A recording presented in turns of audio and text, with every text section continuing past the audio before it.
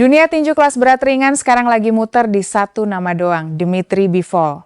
Dan setelah sempat hilang lumayan lama gara-gara operasi punggung, akhirnya si manusia dingin asal Rusia ini resmi ngumumin comeback-nya.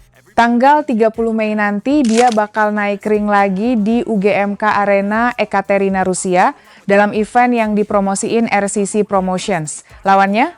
Petinju Jerman bernama Michael Eifert, penantang wajib IBF yang udah lama ngantri buat nyicip sabuk dunia.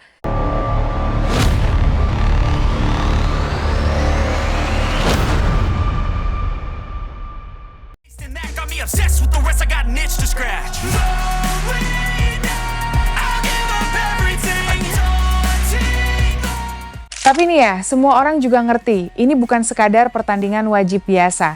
Ini tuh pertarungan yang bakal nentuin arah seluruh divisi 175 pound ke depan. Karena begitu Bivol balik, otomatis semua petarung elit mulai pasang radar lagi. Ada yang pengen duel trilogi, ada yang pengen rebut status raja sejati. Ada juga yang cuma berharap bisa dapat payday gede sebelum dihajar habis-habisan. Bivol sendiri kelihatan santai banget ngadepin comeback ini. Dia bilang kalau tanggal 30 Mei dia bakal naik ring dan kasih pertarungan yang indah dan seru. Kalimat yang kelihatannya sederhana, tapi kalau keluar dari mulut Bivol itu biasanya pertanda buruk buat lawannya. Karena kita semua tahu gaya bertarungnya tuh bukan tipe barbar sembarangan. Dia dingin, rapi, presisi, dan nyebelin banget buat dilawan. Petinju model beginian nih yang bikin lawan frustasi setengah mati. Yang bikin comeback ini makin gila adalah fakta kalau Bivol sekarang bukan cuma juara biasa.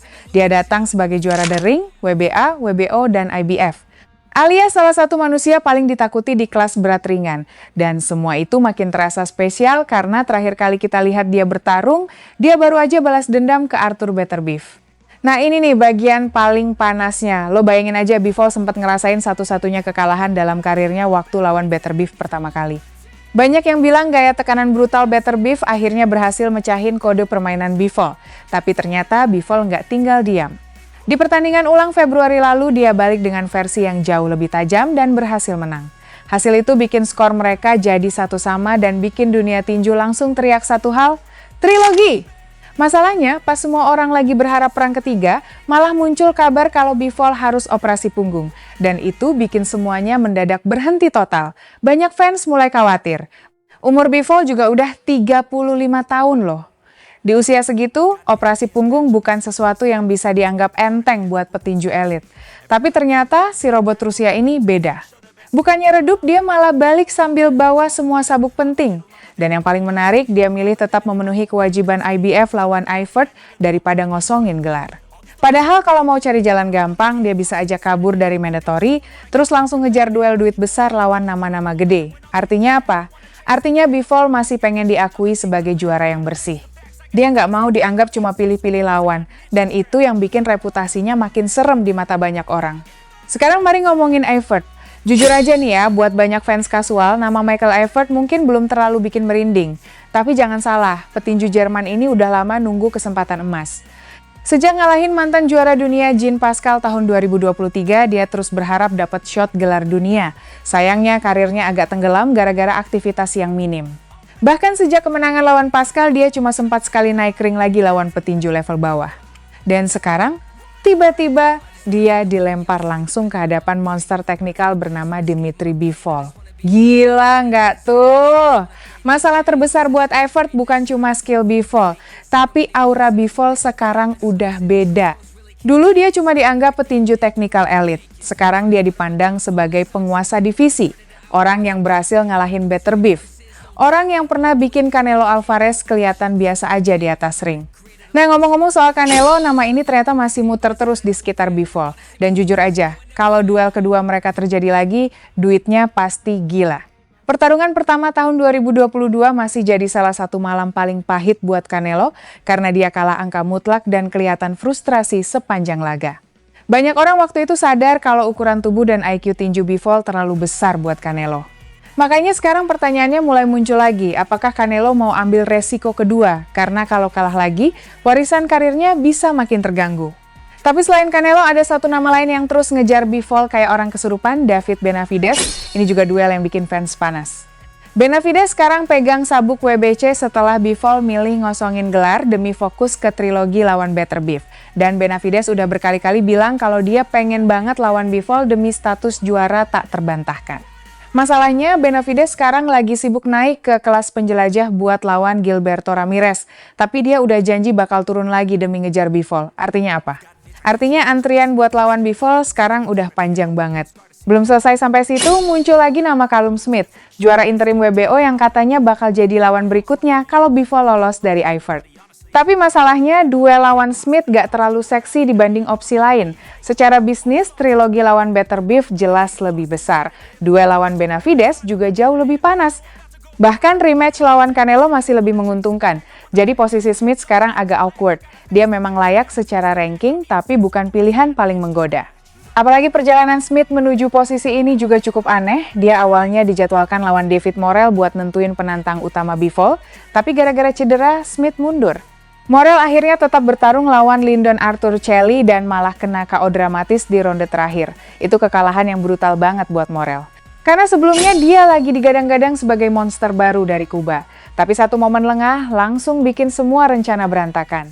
Ranking WBO-nya hilang, peluang lawan Bivol lenyap, dan sekarang Callum Smith malah yang lebih dekat ke pertarungan besar. Lucunya lagi, Bivol ternyata pernah ngalahin Smith waktu masih amatir. Jadi kalau duel itu kejadian, narasinya bakal makin menarik. Smith jelas bakal datang buat balas dendam lama, sementara Bivol bakal datang dengan status bos besar divisi. Tapi sebelum semua mimpi pertarungan super itu terjadi, satu hal wajib dilewati dulu, Michael Eifert. Dan inilah yang bikin tinju selalu menarik loh, semua orang sibuk ngomongin Benavides. Sibuk ngomongin Better Beef ketiga, sibuk ngomongin Canelo rematch, tapi kalau Eifert tiba-tiba bikin kejutan terbesar tahun ini, habis semua rencana. Makanya walaupun di atas kertas Bivol favorit mutlak, tekanan sebenarnya justru ada di pundaknya.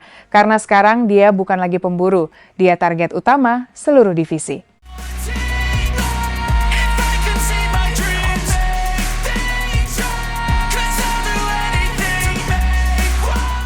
Kalau ngomongin duel Dimitri Bivol lawan Michael Eifert, jujur aja loh, di atas kertas ini kelihatan timpang banget.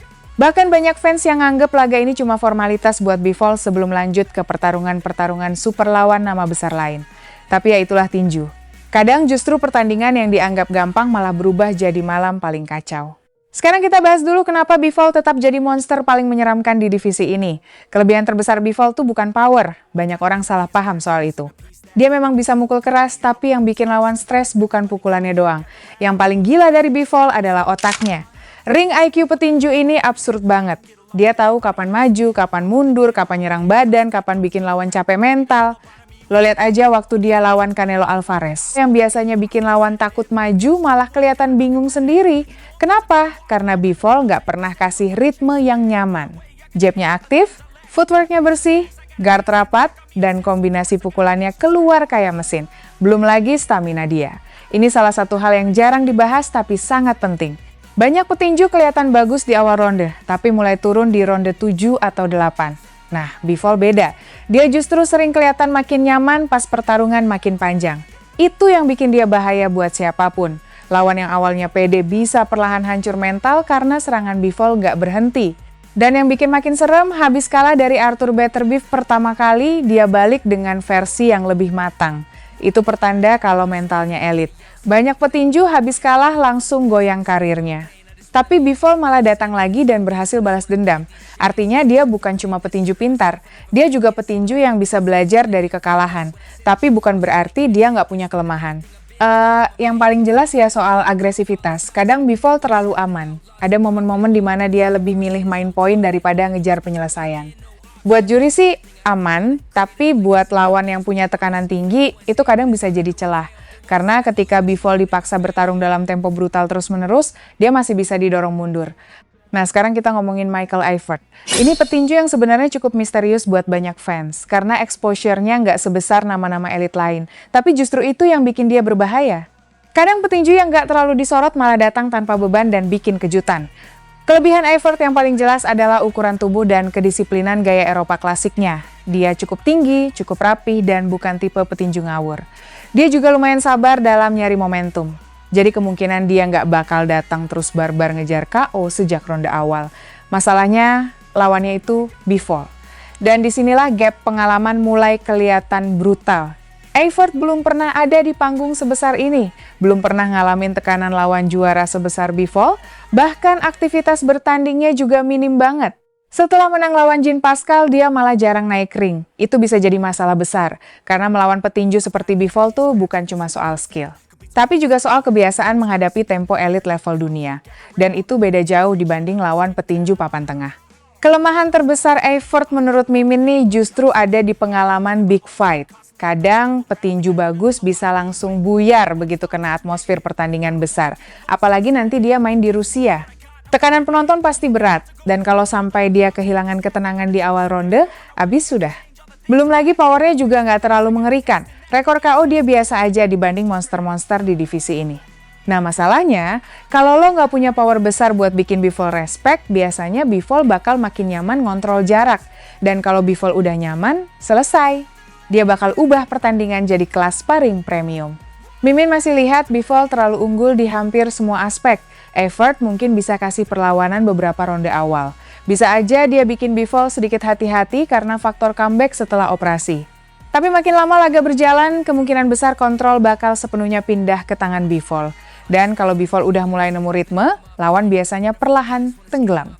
Prediksi paling masuk akal sih kemenangan angka mutlak buat Bivol. Tapi kalau kondisi fisiknya ternyata benar-benar pulih 100%, bukan nggak mungkin dia malah ngejar stoppage demi ngirim pesan ke seluruh divisi. Wassalamualaikum warahmatullahi wabarakatuh.